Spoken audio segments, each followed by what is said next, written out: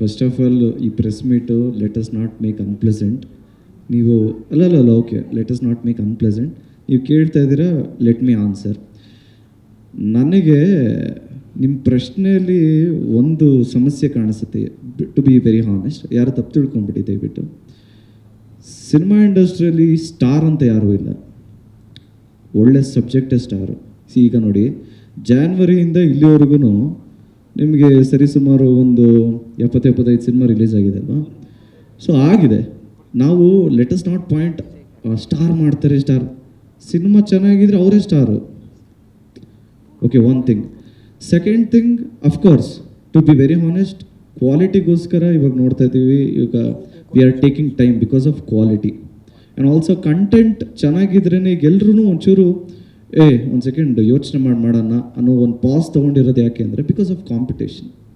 Content ನಿಮ್ಮಗಳಿಗೆ ಇಷ್ಟ ಆಗಬೇಕು ಅನ್ನೋದಕ್ಕೇ ನಾವುಗಳೂ ಒಂಚೂರು ಜಾಸ್ತಿ ಕತೆಗಳು ಕೇಳ್ತಾ ಇರೋದು.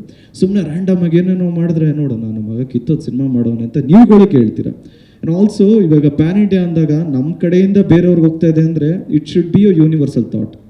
ನಮ್ಮದು ಇವಾಗ ನಮ್ದಕ್ಕೆ ಮಾತ್ರ ಮಾಡೋಂಗಿದ್ರೆ that is different genre.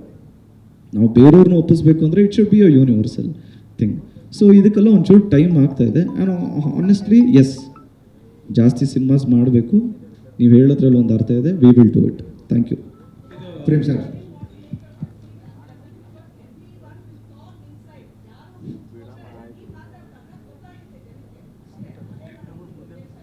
Madam, ಮಾಡೋರು ಯಾರು ಮಾತಾಡ್ತಾರೆ ಅವ್ರು ಯಾರು ಮಾಡಲ್ಲ ಮೇಡಮ್. ಸಾರಿ ಫಾರ್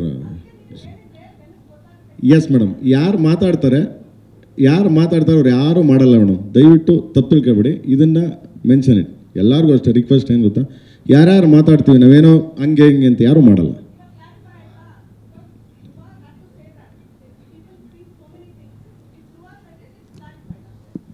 ಅರ್ಜುನ್ ಅವ್ರಿಗೆ ಈಗ 256 ಪೀಸ್ ಮ್ಯೂಸಿಕ್. ನಿನ್ನೆ ಸಾಯಂಕಾಲ 5 ಗಂಟೆಗೆ ಊಟ ಮಾಡಿರೋದು, ಇನ್ನೂ ಏನು ತಿಂದಿಲ್ಲ.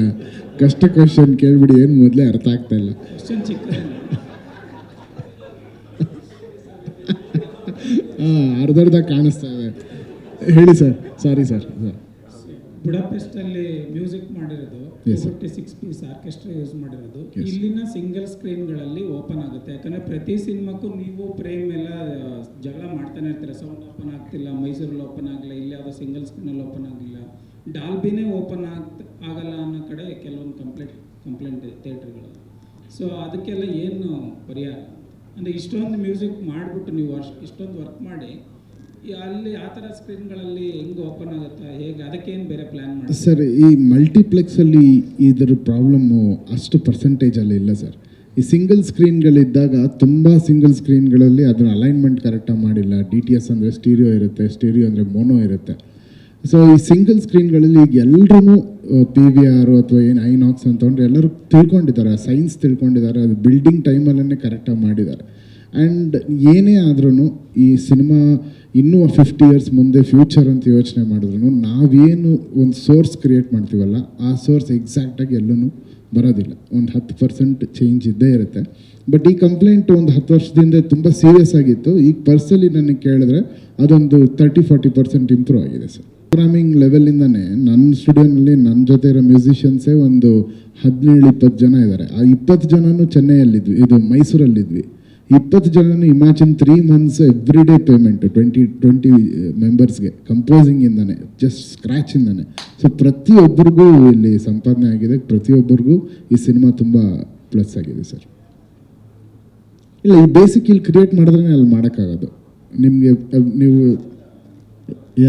ನಮಗೆ ಇಲ್ಲಿ ಆರ್ಕೆಸ್ಟ್ರಾದವ್ರು ಹೇಳಿದ್ದೇನೆ, ನಮಗೆ 256 ಪೀಸ್ ಆರ್ಕೆಸ್ಟ್ರಾ ಅವರು ಹ್ಯಾನ್ಸ್ ಜಿಮ್ಮರ್ ಎಲ್ಲರಿಗೂ ರೆಗ್ಯುಲರಾಗಿ ನುಡಿಸ್ತಾ ಇರ್ತಾರೆ. ಅವ್ರಿಗೆ ದೊಡ್ಡ ವಿಷಯ ಅಲ್ಲ. ಬಟ್ ಅವ್ರು ಹೇಳಿದ್ದು ನೀವು ಕ್ರಿಯೇಟ್ ಮಾಡಿದ ಬೇಸಿಕ್ ಟ್ರ್ಯಾಕ್ ಇದೆಯಲ್ಲ, ಆ ಟ್ರ್ಯಾಕ್ ಮೇಲೆ ನುಡಿಸೋದು ನಮ್ಗೆ ಚಾಲೆಂಜಿಂಗ್ ಇತ್ತು. ಯಾಕಂದರೆ ಆಲ್ರೆಡಿ ನೀವು ಅಷ್ಟು ಸೌಂಡ್ ಕ್ರಿಯೇಟ್ ಮಾಡಿದ್ರಿ, ಅದನ್ನು ಮೀರಿಸ್ಬೇಕಿತ್ತಲ್ಲ, ನಮಗೆ ಹೊಸ ಅದು ಎಕ್ಸ್ಪೀರಿಯನ್ಸ್ ಅಂತ ಹೇಳಿ.